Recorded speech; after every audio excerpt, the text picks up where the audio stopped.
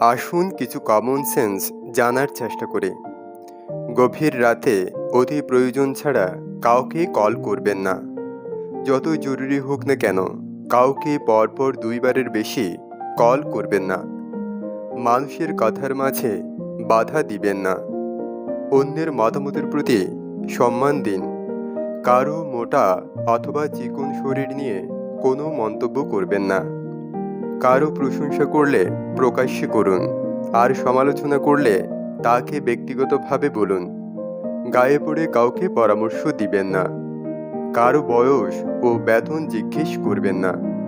নিমন্ত্রণ ছাড়া কোথাও যাবেন না।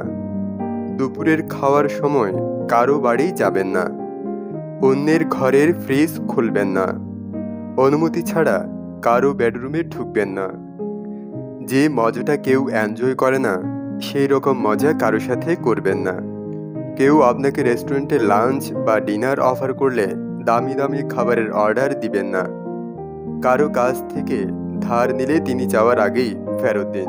এতে আপনার চরিত্রের সততা ও আন্তরিকতার প্রকাশ ঘটবে।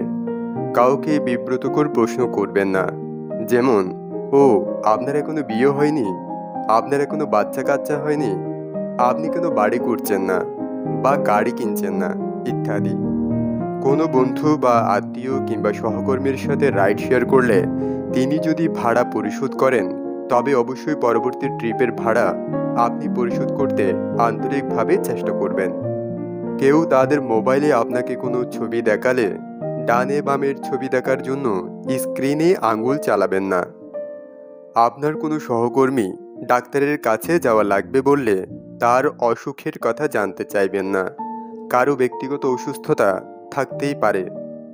নিম্ন পদস্থদের সাথে খারাপ আচরণ করলে কেউ ভালো চোখে দেখে না, বরং ভালো আচরণ করলে সবাই প্রশংসা করে, তাই তাদের সম্মান দিন। কারো সাথে রাস্তায় দেখা হলে কথা বলার সময় আপনার সানগ্লাস খুলে কথা বলুন, কারণ এটা এক ধরনের সম্মান প্রদর্শন করা। গরিবের কাছে আপনার ধন সম্পত্তির গল্প করবেন না এবং নিঃসন্তানদের কাছে আপনার সন্তানের গল্প করবেন না। প্লিজ ও থ্যাংক ইউ দুটোই ভালো শব্দ। এই দুটো শব্দ যথাস্থানে যথাসময়ে ব্যবহার করুন।